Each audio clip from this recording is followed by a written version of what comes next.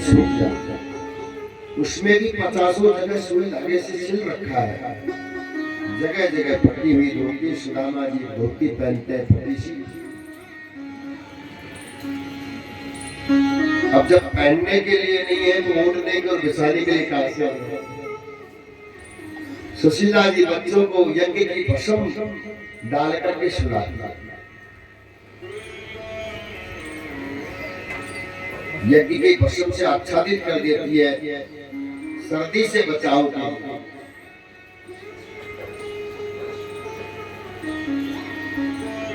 बहुत दिन बीत गए, सिलसिला चलते हुए, क्रम चलते हुए, एक बार कोई संत सुदामा जी के घर में आकर के याचना की कि देवी भिक्षा दो। अब सुशीला जी के घर में तो कुछ था नहीं, तो सुशीला जी बाहर आई, हाथ जोड़कर खड़ी होगी, नेत्र से आंसू बहे। संत बोले, देवी मैं जानता हूं कि तुम्हारे घर में खाने के लिए अन्न का दाना भी नहीं है, लेकिन क्या तुम्हें मालूम है देवी, तुम्हारे पति के परम मित्र हैं द्वारिकावासी श्री कृष्ण। सुशीला जी बोली, आज तक बताया ही नहीं हमको। अरे कोई छोटा मोटा नेता हो और कभी साथ में कोई पढ़ा हो या एक ही कॉलेज में पढ़ते हो तो 10 जगह दोस्त बताएंगे। वो हमारे साथ पढ़ा है, वो हमारे गांव का है, वो हमारी पहचान वाला है, 10 जगह दोस्त बताएगा। लेकिन सुदामा जी ने अपने मुंह से कभी नहीं कहा कि द्वारिकाधीश मेरे मित्र हैं, उस बात को छिपा कर। सुशीला जी अंदर आए। आज सुदामा जी कथा कह रहे, सुशीला जी ने हाथ जोड़कर कहा, नाथ एक बात पूछना चाहती हूँ,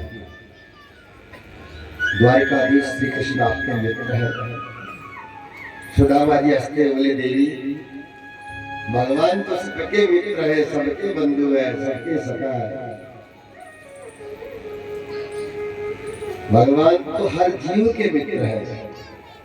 संसार में सच्चा मित्र कोई है कि ईश्वरी तो है, बाकी तो सब मौका पड़ते गायब हो जाते हैं।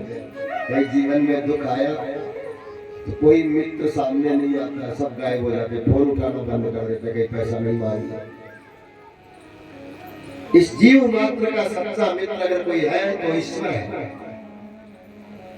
सुशीला जी बोली, वो तो ठीक है, लेकिन मैंने सुना है कि द्वारिकाधीश आपके साथ एक ही विद्यालय में एक गुरु के आश्रम में पढ़े हैं।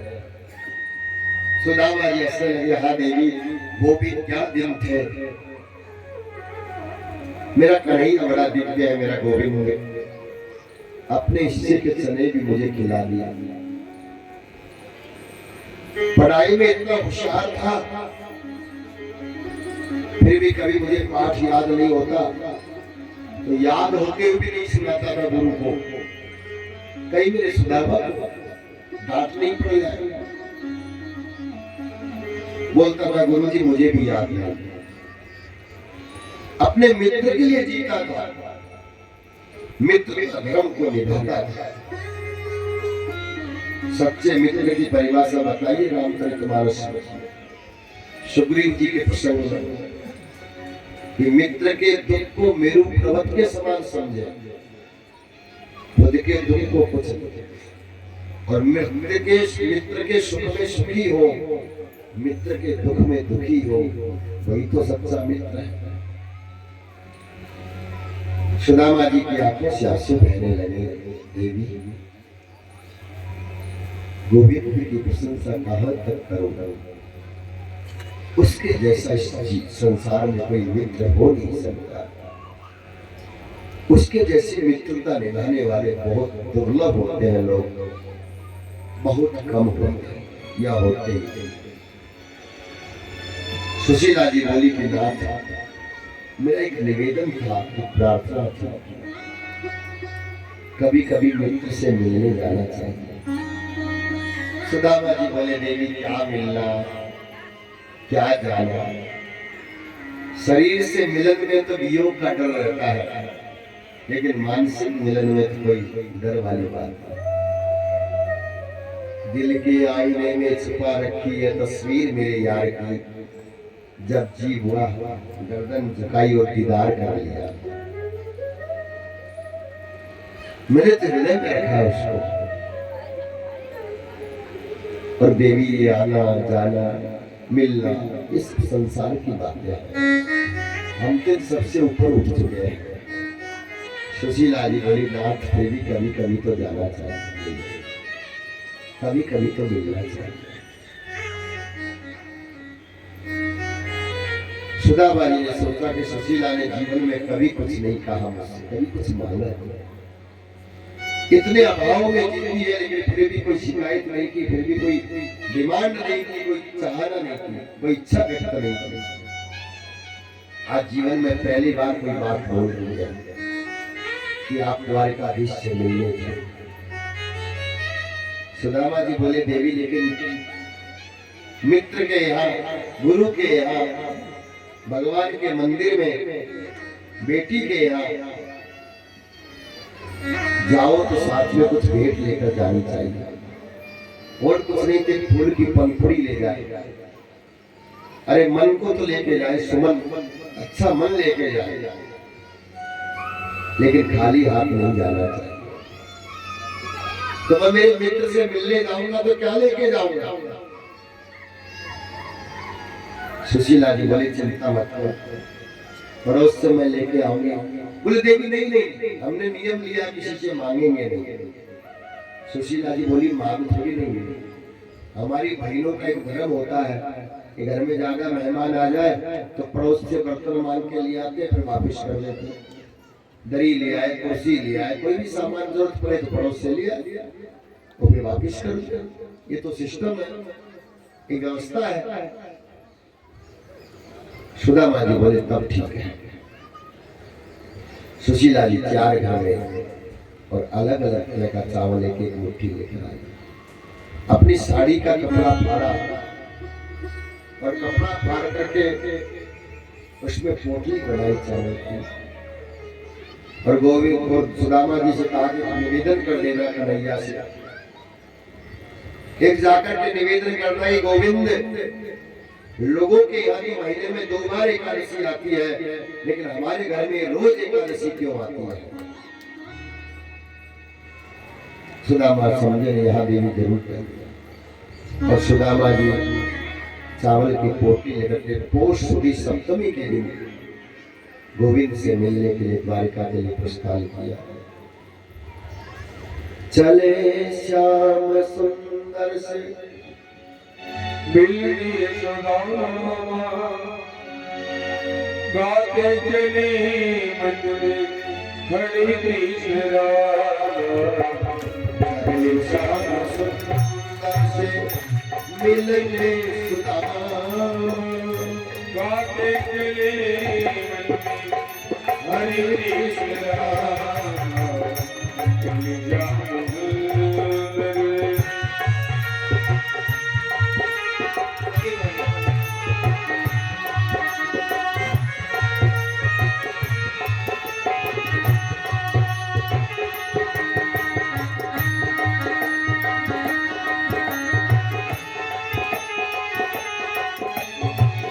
डोरी डोरी आवे लटकाई, डोरी डोरी कांधे लटकाई। तंदुल की पोटली बगल में दवाई, ओ तंदुल की पोटली बगल में दवाई। ओ जाओ पति प्रभु के धाम, जाओ पति जी प्रभु के धाम। गाते चले मन में हरे कृष्ण राम, गाते चले मन में हरे कृष्ण राम। वो चले श्याम सुंदर से मिलने सुदामा, श्याम सुंदर मिलने सुदामा गाते जाते मन में हरे कृष्ण नाम, गाते जाते मन में हरे कृष्ण हरि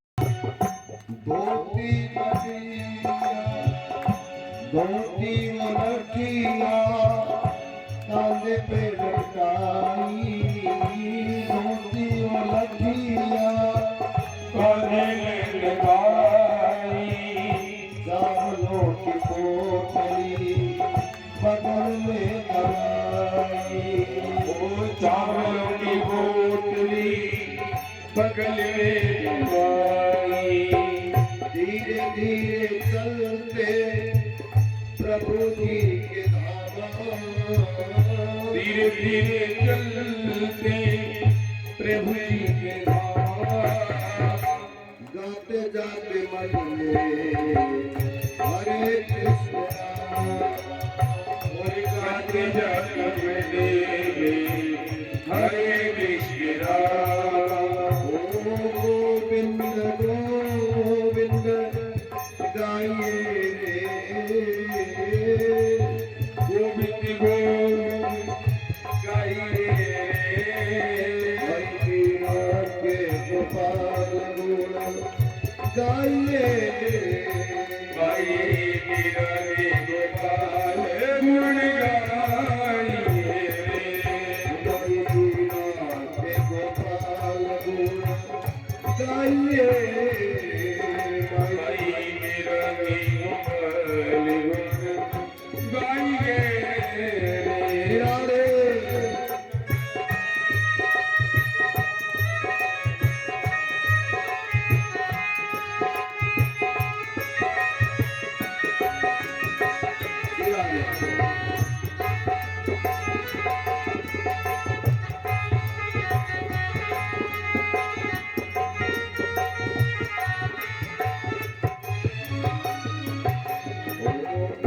अयम ही परमो लाभ उत्तम श्लोक दर्शन, अयम ही परमो लाभ उत्तम श्लोक दर्शन, सैवं भार्याया विप्रो पौषपातो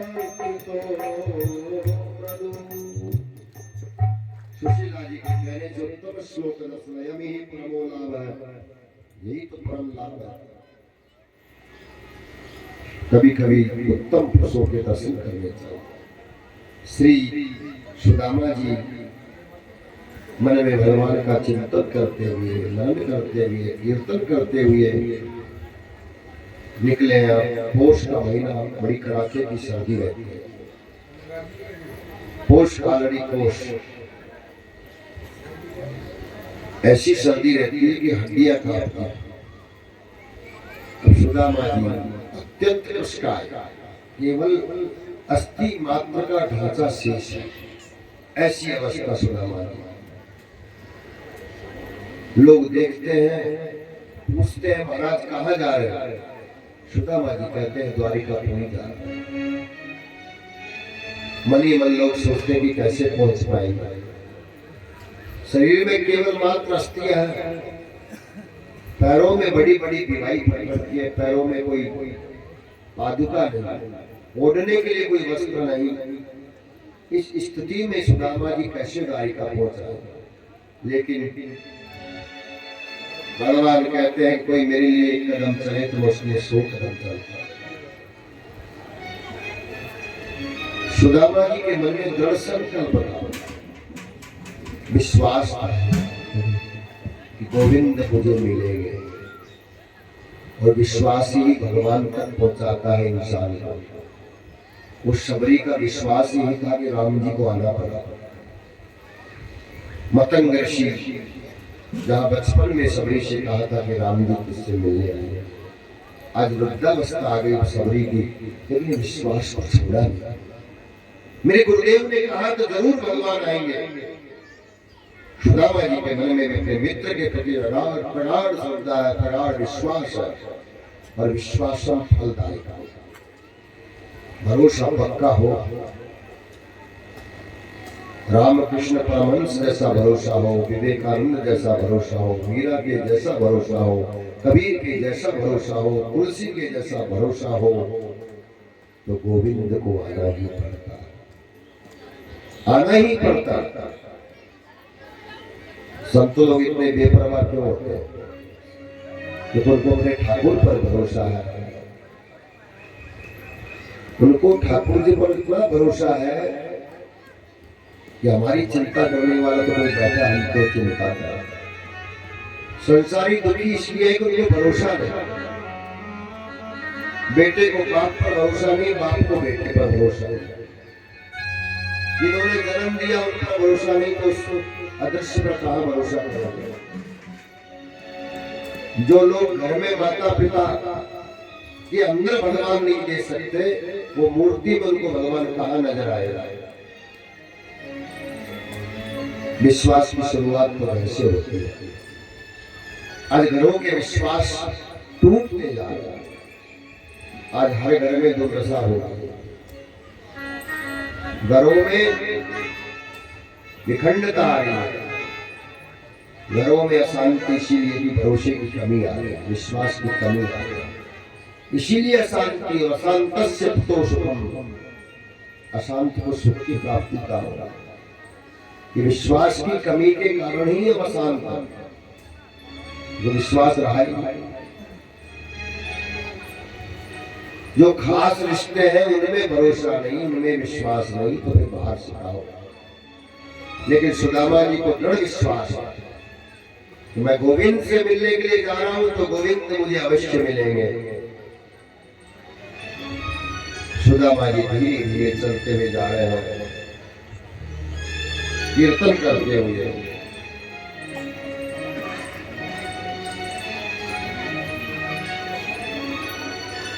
और एक नदी के किनारे पहुंचे। सायंकाल का समय था। नाविक से पूछा कि भैया हमें द्वारिका जाना है। नाव में बैठ गए। नाविक बोला जेल में कुछ है कि नहीं? सुदामा जी बोले हम तो अयाचक आदमी है। नाविक बोला कोई बात नहीं, आखिरी मौका है, एक धर्म ही सही, तो ले चलता हूँ। नाविक ले गया सुदामा जी को दूसरे पार, उतार दिया। बोले जाओगे कहाँ महाराज? बोले द्वारिका को। अरे बोले गलत रास्ते में आ रहे हैं, ये रास्ता द्वारिका का नहीं है। सायंकाल का समय हुआ, कड़ाके की ठंडी है। नदी के किनारे सुदामा जी जैसे ही रात ढलने लगी, अत्यंत सर्दी के कारण, अत्यंत ठंड के कारण सुदामा जी का शरीर अकड़ गया, मूर्छित होकर गिर पड़े। प्रातःकाल हुआ, भोर भास्कर क्षितिज पर जब ऊपर आए और उसकी उष्मा से सुदामा जी के रक्त के संचार को गति मिली, सुदामा जी के अंदर चेतना आई, सुदामा जी की मूर्छा दूर हुई, सुदामा जी फिर खड़े हुए, फिर चलने लगे। उधर द्वारकाधीश ने देखा कि मेरा मित्र मुझसे मिलने के लिए आ रहा है। सुदामा जी ने गरुड़ जी को कहा कि जाओ मेरे मित्र को लेकर आओ, नहीं तो इस जीवन में तो पहुंच नहीं पाएगा अपने बल पर। वैसे भी आदमी अपने बल से नहीं प्राप्त कर सकता। भगवान मिलते हैं तो कृपा से मिलते हैं, प्रेम से मिलते हैं। भगवान कब कृपा करते हैं? उनकी जो कृपा होती है तो जटायु को भी पिता की सदगति मिलती है। उनकी कृपा होती है तो सबरी की कर जाती है। जटायु, भीड, निषाद, केवट, ये सब भगवान की कृपा से ही। अहिल्या, इन सब ने कोई सत्कर्म नहीं किया, भगवान ने कृपा की। और न जाने कौन से गुण पर दया निधि रीझ जाते हैं। कोई विशेष ऐसा कोई गुण नहीं है। प्रभु किस गुण पर रीत जाए। तुलसीदास जी लिखते हैं, जाकी कृपा लवलेश ते मति मंद तुलसीदास, जाकी कृपा लवलेश ते मति मंद तुलसीदास, पायो परम विश्राम समान नहीं कोई प्रभु, समान नहीं कोई प्रभु। जाकी कृपा लवलेश में मतिमंद तुलसीदास, थोड़ी सी कृपा से परम विश्राम को प्राप्त कर लिया। पायो परम विश्राम राम समान नहीं कोई प्रभु। तो भगवान की थोड़ी सी कृपा हो जाए तो परम विश्राम की प्राप्ति हो जाए, और पूरी कृपा हो जाए जा पर कृपा राम की होई, जा पर कृपा राम की होई, का पर कृपा करे सब कोई, का पर कृपा करे सब कोई, जा पर कृपा राम की होई। इसलिए भगवान से प्रार्थना करो कि अब प्रभु कृपा करई नहीं बाकी, आवे देव कृपा करो नहीं बाकी, अब देव कृपा करो नहीं बाकी, अब देव कृपा करो यही बाकी, सब राज करहु दीराती, सब काज भजन करहु दिन राति, सीताराम चरण अति मोरे, सीताराम चरति मोरे, सीताराम चरति मोरे, अनुज न पढ़ई अनुज न बनाऊ अनुग्रह तोरे, अनुनीर बरही अनुग्रह तोरे, सीताराम चरति मोरे, सीताराम चरति मोरे, चरति मोरे, चरति मोरे।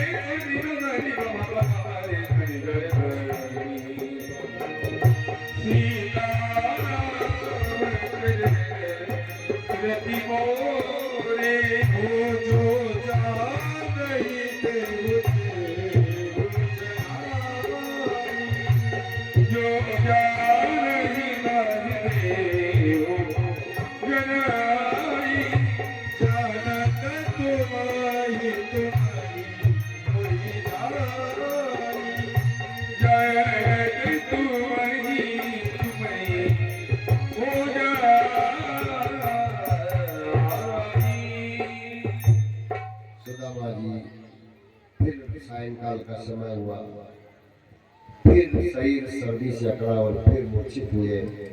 भगवान ने गरुड़ को भेजा। गरुड़ ने सुदामा जी को अपने पर बैठाया और द्वारका की सीमा के पास लाकर के छोड़ दिया।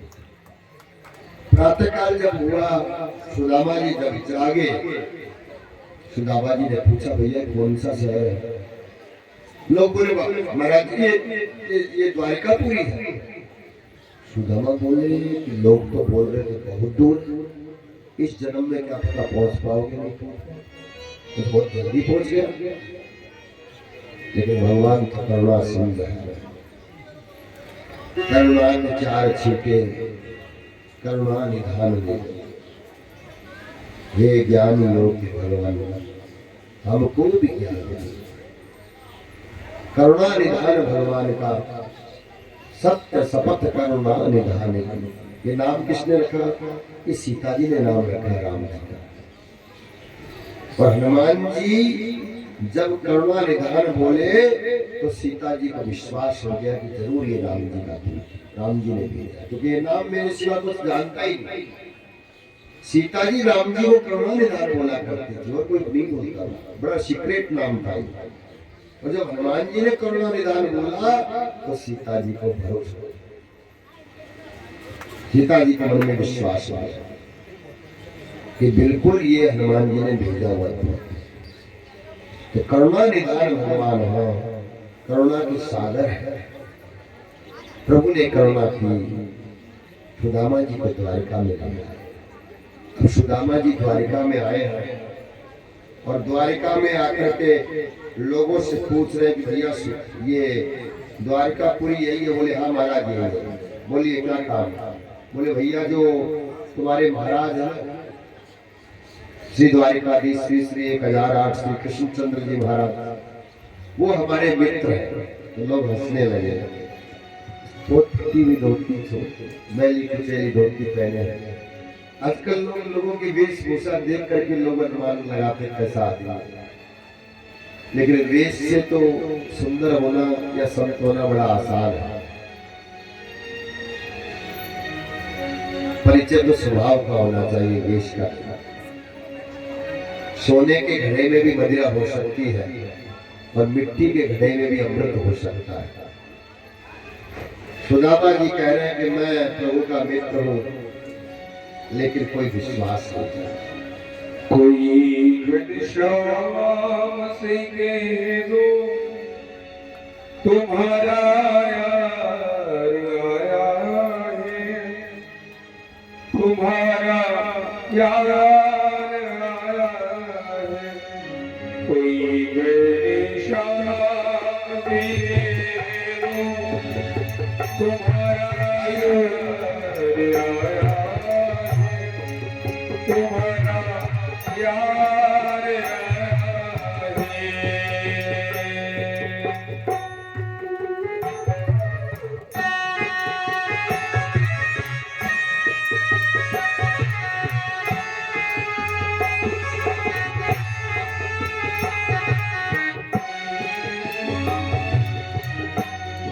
सुदामा नाम है मेरा, सखा घनश्याम है मेरा, सखा घनश्याम है मेरा।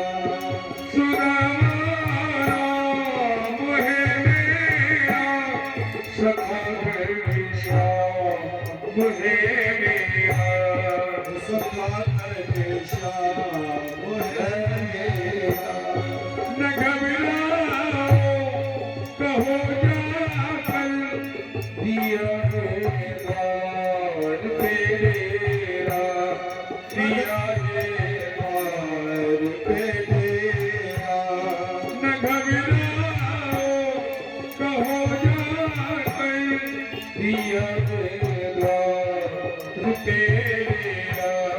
न घबराओ कहो जाकर, दिया है द्वार तेरे।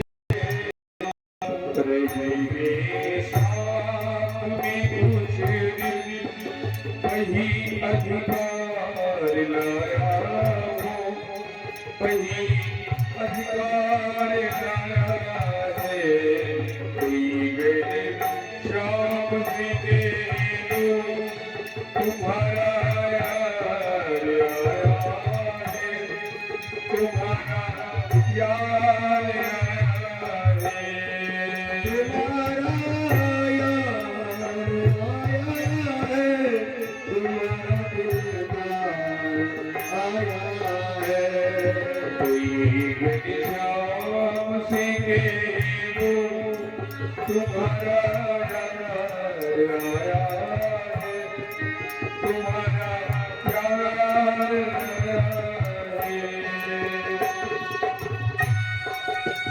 हरि बोल।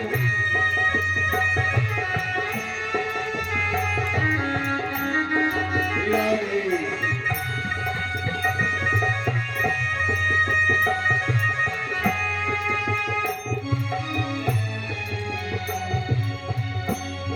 हुई दुर्बल मेरी हालत पड़े पाँव में छाले वो हुई दुर्बल मेरी हालत, पड़े पाँव में छाले। हुई दुर्बल मेरी हालत पड़े अरे ओ द्वारिकामाई अरे ओ द्वारिकामाई निहारो कौन आया है अरे ओ द्वारिकामाई अरे ओ द्वारिकामाई, सहारा आपका भैया सहारा आपका भैया छोड़ संसार आया है तुम्हारा यार है कोई मेरी शाम से दे दो तुम्हारा यार आया है तुम्हारा यार आया है द्वारकाधीश की कि मैं श्री कृष्ण का मित्र और उनसे मिलने के लिए आया हूं। तो किसी ने बहुत अच्छा कहा है कि साचे कोई न पति जिए झूठई को पतियाई, गली गली गोरस बिके मदिरा बैठ बिकार। सच्चे आदमी का कोई भरोसा नहीं करता, झूठे का सब करते हैं। तब तो देखो दूध बेचने वाले को घर घर में जाना पड़ता है और मदिरा बेचने वाला एक ही जगह बैठ कर के बेचता है। प्रेम प्रीत का चोलना पैर कबीराना,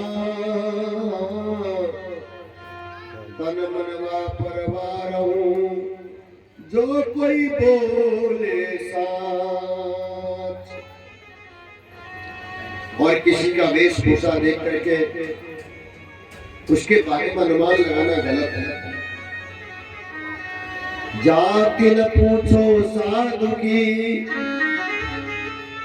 पूछ लीजिए ज्ञान। मोल करो न तलवार का, परिणय दो ज्ञान।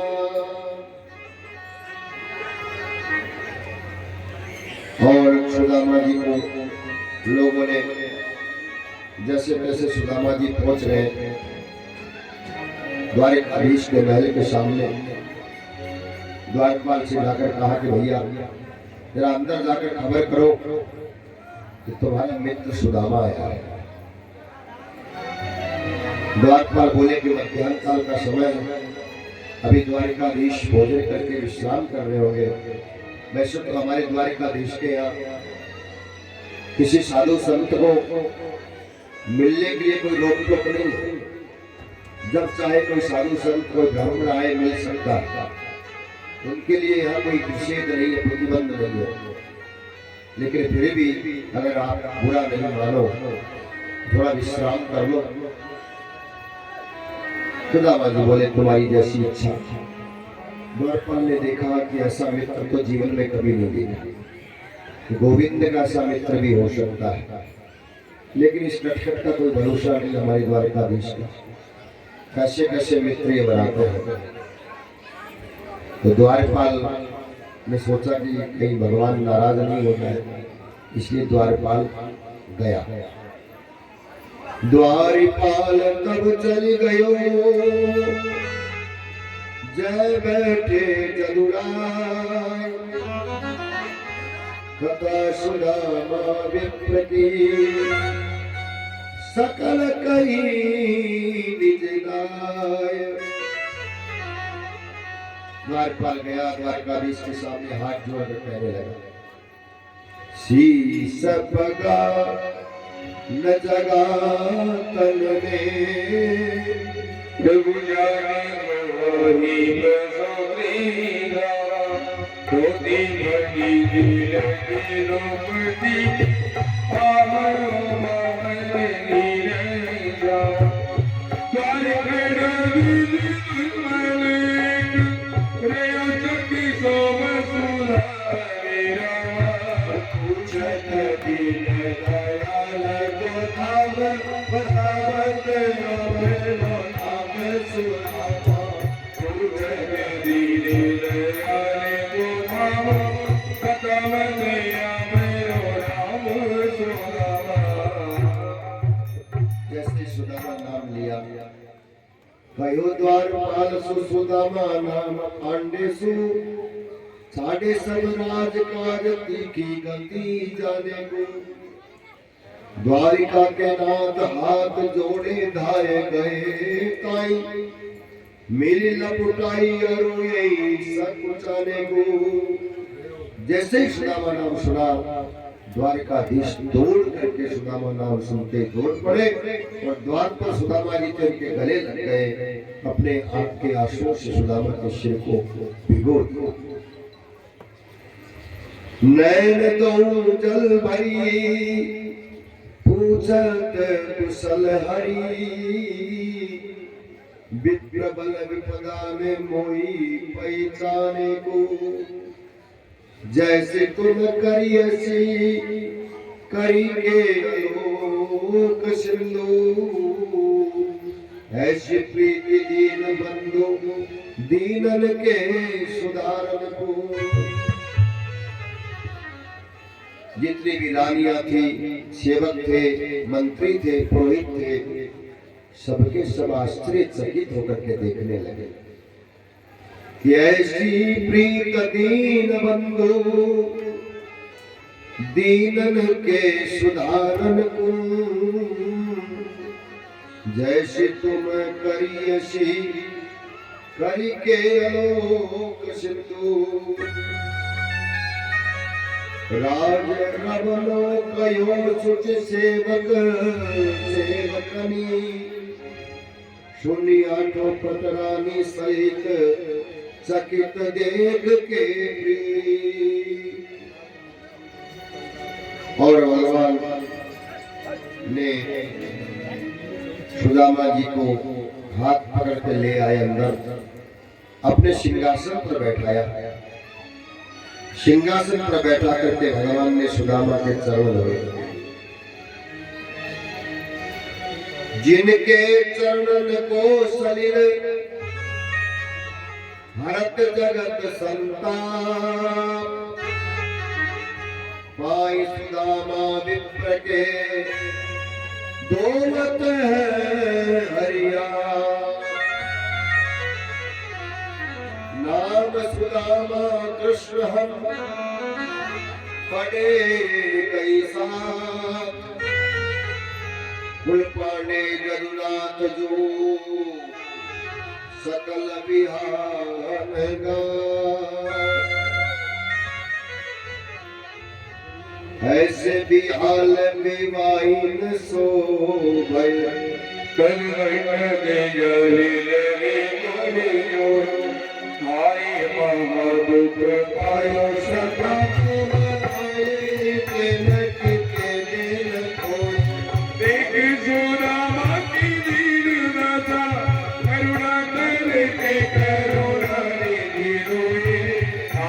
बरात तो हाथ छुओ नहीं गलन के जल संबर होए परी बरात तो हाथ छुओ नहीं गलन के जल संबर होए।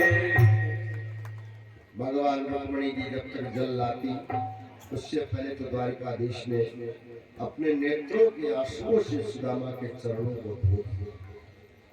भगवान सुदामा के चरणों को अपने उस अंग वस्त्र से साफ कर रहे हैं, पहुंच रहे हैं, और जब पैर पहुंचने लगे तो देखा एक कांटा गड़ा हुआ। बाकी कांटे तो निकल गए लेकिन एक कांटा निकल नहीं रहा है।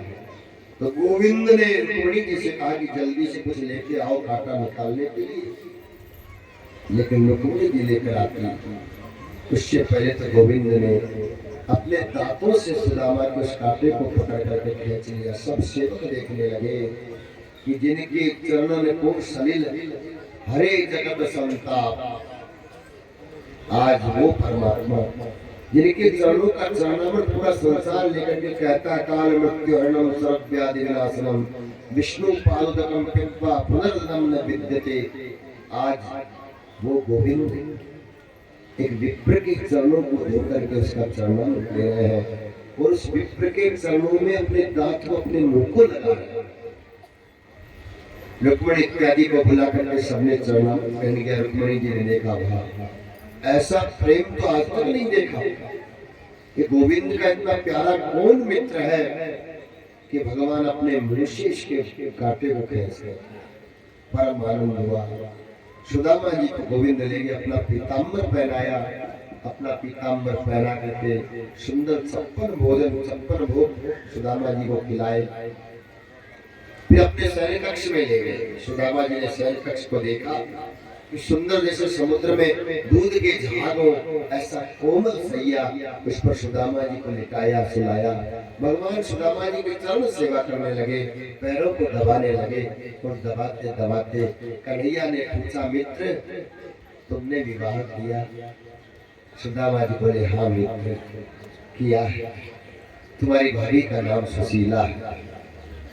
कन्हैया बोले तब तो मेरी भाभी ने मेरे लिए कुछ भेजा होगा, मेरे लिए कुछ भेंट भेजी होगी। सुदामा जी अब संकोच करने लगे।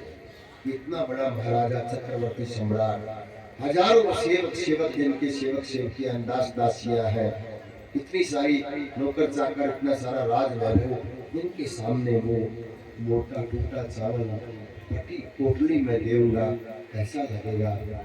इसलिए संकोच के वशीभूत होकर के उस पोटली को अपनी काख में दबाया। कन्हैया बोले तुम्हारी छिपाने की आदत नहीं जाती है मित्र, पहले तुमने भारी चने छिपाए थे आज फिर से। सुदामा बोले छोड़ो ना पुरानी बातों को। सुदामा ने सोचा सबके सामने मेरी पोल खोल देगा, मैंने हिस्से के चने खा लिए थे।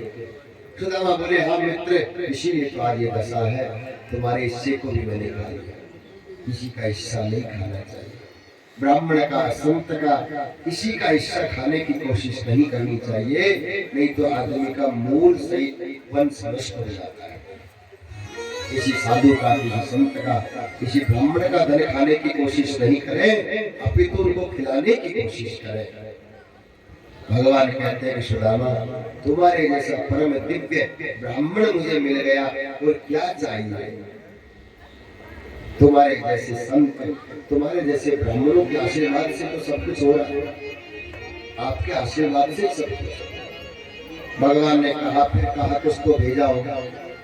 सुदामा जी टालते रहे। गोविंद ने देखा कि ऐसे देने वाले नहीं है, तो भगवान ने सुदामा जी की आंख से पोटली छीनी, खोल करके देखा गोविंद के नेत्र से अश्रु बहने लगे। एक मुट्ठी भर के खाया, दूसरी मुट्ठी भर के खाई। रुक्मिणी जी ने इशारा किया कि तुम्हारा मित्र बहुत दरिद्र है, बोलो तो उसके घर में कुछ भेज दूं। अपने मित्र की गरीबी देख करके शायद भगवान की आंख में आंसू आ रहे हैं। गोविंद ने मनी ही मन रुक्मिणी जी को कहा कि देवी मेरे मित्र की गरीबी के कारण मेरे आंख में आंसू नहीं आए, अपितु आज मेरे मित्र ने मुझे मेरी मैया यशोदा की याद दिलाई। जो स्वाद सुदामा के चावलों में है ऐसा ही स्वाद मेरी माँ रात को पोहा भिगोती, दूध में सुबह मिश्री डाल करके मुझे खिलाती। आज मुझे वो मैया यशोदा के हाथों का स्वाद याद आ गया है। मेरे मित्र ने आज मेरी मैया की याद दिला दी, इसलिए मेरी आंखों से आंसू आए हैं। पीताम्बर से आंसू पोंछते हुए कन्हैया बोले, सुदामा तेरे जैसे निर्मल ब्राह्मण का प्रसाद पाकर तो मेरा मन बुद्धि सब निर्मल हो जाएगा। प्रसाद ग्रहण किया, तीसरा मुट्ठी मणि जी ने ले लिया कि सब कुछ तो दे दिया, हमको भी भेज दोगे दास दासी बना करके। गोविंद ने प्रसाद ग्रहण किया। भगवान को हम अर्पित करते हैं तो भगवान उसका 1000 गुना वापिस करके हमको देते हैं। ठाकुर जी को हम कुछ देते हैं या फिर कहीं सत्कर्म में कुछ लगाते हैं। देखो मेघ जो होते हैं वो तो थोड़ा पानी सोख के ले जाते हैं, लेकिन कितना सारा बरसात करते हैं। तो वैसे ही हम किसी को देते हैं, सत्कर्म में खर्च करते हैं, उसका 1000 गुना लाख गुना हमें वापिस होकर के मिलता है। और नहीं तो नहीं निकालोगे। अरे जिस कुएं से जल नहीं निकाला जाए उस कुएं का जल फिर बदबू मारने लगता है, पीने योग्य नहीं रहता है। इसलिए कुछ करते रहना चाहिए। शास्त्रों में बताया है कि धन का दशांश सत्कर्म में लगाएं। अब दशांश नहीं तो कोई बात नहीं, क्योंकि आजकल करोड़ों में टर्न, अरबों में टर्नओवर होता है और करोड़ों का दशांश तो बहुत लगा सत्कर्म में धन तो हो जाएगा। मन की शुद्धि है और शरीर की शुद्धि से होती है। इसलिए धन शुद्ध करना है तो दान याद है, क्योंकि कलयुग में तो एक ही चरण है, एक ही चरण है दान। 3 चरण तो चरण सतयुग में